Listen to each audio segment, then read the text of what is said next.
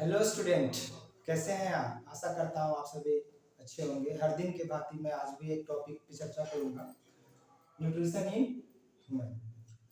तो मानव में पोषण। तो ये टॉपिक पूरी तरह से मैं पूरा एक्सप्लेन नहीं करना चाह रहा हूँ। उसमें कुछ टर्म्स हैं जो बायोलॉजी के लिए बहुत इंपॉर्टेंस है। अगर वह टर्मिनोलॉजी पता रहेगा तो आपको आसान हो जाएगा, कोई भी चीज़ को आप डिफाइन कर पाओगे इन द इजी वे। तो उसमें जो पॉइंट है वो है पेरिस्टाल्टिक मूवमेंट। पेरिस्टाल्टिक मूवमेंट आपको डाइजेस्टिव सिस्टम इन ह्यूमन जब हम लोग पढ़ते हैं तो वहाँ से हम लोग को पढ़ना पड़ता है इस टॉपिक को, और आप लोग पढ़ भी लिए होंगे। तो आज मैं सिर्फ पेरिस्टाल्टिक मूवमेंट बताता हूँ क्या है। Peristaltic movement is defined as contraction and relaxation. Peristaltic movement में क्या होता है कि contraction and relaxation of muscles in the food pipe. Food pipe जो है वहाँ पे क्या होगा, जब हम खाना अंदर की ओर लेके जाते हैं तो वहाँ पे फैलता और सिकुड़ता है। इस जगह पे यहाँ पे क्या होगा, फैलेगा और सिकुड़ेगा फूड पाइप। तो फूड पाइप का सिकुड़ना और फैलना ही पेरिस्टाल्टिक मूवमेंट कहलाता है। यही लिखा हुआ है यहाँ पे, peristaltic movement is defined as contraction and relaxation of muscles in the food pipe which brings food down the pipe into the stomach। उससे क्या होगा, पुश अप डाउन होने से वह धक्का करके नीचे स्टमक में चला जाता है। तो ये हो गया पेरिस्टाल्टिक मूवमेंट। दूसरी है इमल्सिफिकेशन। हम लोग इमल्सिफिकेशन की ओर चलेंगे। इमल्सिफाइड क्या होता है, इमल्सिफिकेशन क्या होता है उसको जानते हैं। Break down of large soluble fats, मतलब बड़े बड़े जो फैट्स हैं उसका ब्रेक डाउन होना, मतलब उसका टूटना।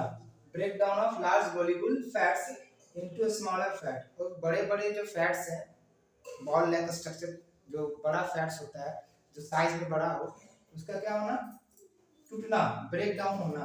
किसमें, स्मॉलर फैट ड्रॉपलेट्स में। इट मींस अगर जो बड़ा है, इतना बड़ा साइज है, तो उसका ब्रेक डाउन होके स्मॉलर साइज में क्या होना, कन्वर्ट हो जाना। इसीलिए बोले हैं break down of large soluble fats into smaller fats droplets is known as emulsification. Smaller fat droplets मतलब कण कण में, अगर मान लीजिए एक लड्डू है, ठीक है, तो मेरा क्या हो गया, एक बड़ा फैट, और वो लड्डू को अगर हम तोड़ देते हैं, ठीक है, तो तोड़ने के बाद क्या हो जाएगा, वो छोटे छोटे कण में बढ़ जाएगा।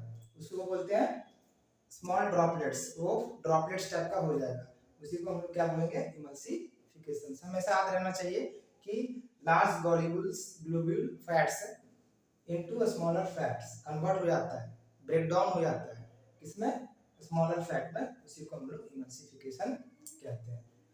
दूसरी और कॉलम 1 यहाँ कॉलम 2 का कुछ मैथ्स का फॉलोइंग दिया गया है कि रीजन ऑफ डाइजेस्टिव सिस्टम में जो रीजन आते हैं, जगह आता है, वह क्या है, माउथ है, स्टमक है, डियोडेनम है और स्मॉलर इंटेस्टाइन है। ठीक है, ये सब से होते हुए क्या होता है, हमारा डाइजेस्टिव प्रोसेस पूरा होता है। तो ये जो प्रोसेस होता है, तो उसमें से भी क्या है, डाइजेस्टिव जूस रिलीज होते हैं। अगर डाइजेस्टिव जूस रिलीज नहीं होंगे तो डाइजेशन होगा नहीं बढ़िया से। तो क्या क्या डाइजेस्टिव जूस जो है रिलीज होता है और किन जगहों से होता है उसके बारे में हम देखेंगे। माउथ से जो डाइजेस्टिव जूस रिलीज होता है वो क्या होगा, सलाइवा।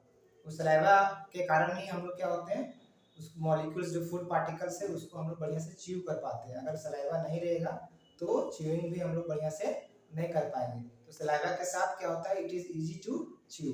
तो सलाइवा क्या हो गया, आपका डाइजेस्टिव जूस माउथ के लिए हो गया। स्टमक की बात करेंगे तो स्टमक के लिए आपका जो है सो गैस्ट्रिक जूस, स्टमक में क्या है, गैस्ट्रिक जूस वहां से रिलीज होता है, और वो गैस्ट्रिक जूस क्या करता है, फूड को डाइजेस्ट करने में हेल्प करता है। Third one is डियोडेनम।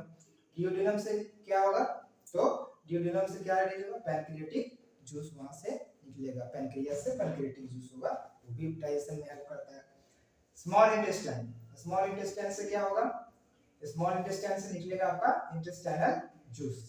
क्या निकलेगा, इंटेस्टाइनल, स्मॉल इंटेस्टाइन से इंटेस्टाइनल जूस निकलता है, और बचे हुए भोजन को वहां पे पूरी तरह से स्मॉल इंटेस्टाइन, पूरी तरह से जो भोजन पचता है हमारा स्मॉल इंटेस्टाइन में पूरी तरह से भोजन पच जाता है, मतलब डाइजेस्ट हो जाता है।